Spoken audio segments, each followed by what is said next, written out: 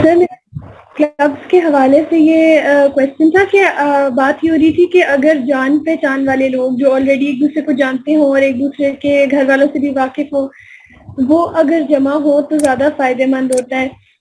इसको थोड़ा और क्लियर कर दें कि अगर स्ट्रेंजर्स मिले और जैसे फॉर एग्जांपल मैं एक ऐसी ऑर्गेनाइजेशन के साथ काम करती हूँ जहाँ पर कुछ ना कुछ नौयत के, इतने आइडियल तो नहीं लेकिन फिर भी कुछ ना कुछ हलाकात होते रहते हैं, कुछ ओपन एंडेड, कुछ जरा थोड़े स्ट्रक्चर्ड, लेकिन वहाँ पर मोस्टली लोग वो आ रहे होते हैं जो एक दूसरे को पहले से नहीं जानते होते, लेकिन by the end of it या इन द प्रोसेस वो एक दूसरे के साथ काफी हो जाते हैं, अटैच्ड भी और जानने भी लग जाते हैं। तो इस पर थोड़ा सा क्लियर कर दें कि वो मतलब कितना जरूरी है पहले से जानना एक दूसरे को।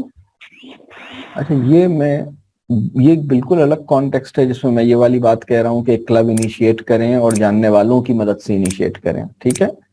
ये एक बिल्कुल अलग कॉन्टेक्स्ट है। आप एक बिल्कुल अलग कॉन्टेक्स्ट की बात कर रही हैं कि आप एक जगह जॉब करती हैं या आप एक ऑर्गेनाइजेशन में काम करती हैं जहां लोग एक दूसरे को नहीं जानते और आते हैं, जमा होते हैं, तो वो एक बिल्कुल अलग कॉन्टेक्स्ट है। मैं तो जो बात कह रहा हूँ, देखिए, आपका जो बेटा या आपकी जो बेटी है ना, उस पर उसके कजन्स, आपके जितना भी सर्कल है ना, जिसमें आप मूव कर रही हैं, आपके मोहल्ले में लोग हैं, आपके रिश्तेदारों में लोग हैं, आपके जानने वालों में लोग हैं, उसमें बच्चे भी और बड़े भी, उनके कजन्स भी और उनके चचा जान भी और उनकी खाला जान भी, ये आपके बच्चे के साथ मुस्तकिल इंटरेक्ट करते हैं और उसके ऊपर अपना एक इन्फ्लुएंस करते हैं। यानी ये सब एक दूसरे को इन्फ्लुएंस करते हैं ना, एक दूसरे के साथ। यानी वो अपने कजन्स से क्या सीख रहा है, अपने चचा और खाला से क्या सीख रहा है।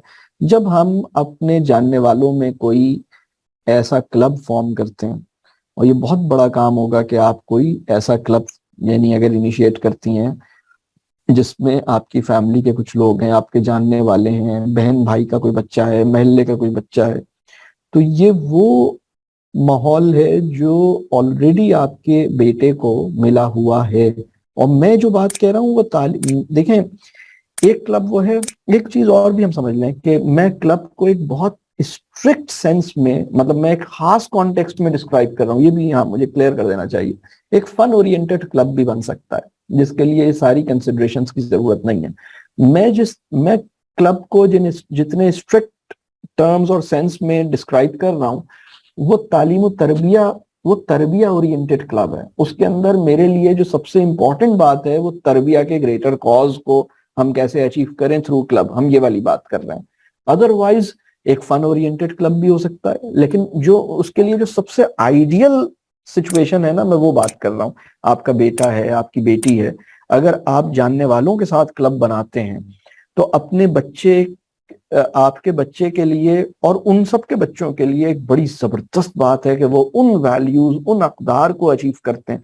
आप एक कुरान के ऊपर काम कर रही हैं, आप एक या कोई और, आप कोई भी अच्छा काम कर रही हैं, आप उसके अंदर एक तरबिया का एक पहलू है, उससे आपके जानने वाले क्यों महरूम रहे? मतलब अगर वहां से एक इनिशिएट कर, और उसके लिए आपको ना आपको फ्लायर्स बनाने पड़ेंगे, ना आपको उसके लिए मार्केटिंग करनी पड़ेगी, ना आपको उसके लिए रिसोर्सेस चाहिए होंगे। आप मुझे बताइए ना कि इतना नेचुरल मैनर में ये चीज फॉर्म होगी, इसके लिए कोई बड़ा काम नहीं है। और अदरवाइज आपको तो एक अच्छा खासा, मतलब आप कहेंगे मुझे तो फेसबुक पेज पे भी बैठना पड़ता है इसलिए कि मैं क्लब के लिए मुझे वहां से बंदे पकड़ के लाने पड़ते हैं। आपको ये सब कुछ नहीं करना पड़ेगा, मैं आपको ये बता रहा हूँ।